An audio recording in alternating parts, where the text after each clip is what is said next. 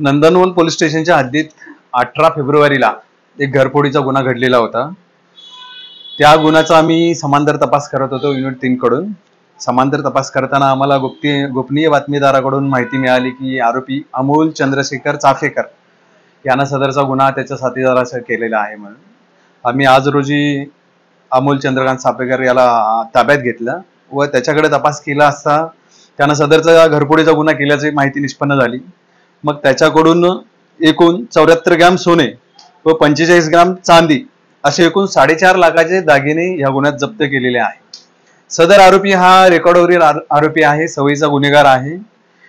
त्यानं सदरचा गुन्हा हा दैनंदिन खर्च भागवण्यासाठी व ऐशारामात जगण्यासाठी केलेला आहे। याच्या अगोदरही त्याने असेच गुन्हे केलेले आहेत।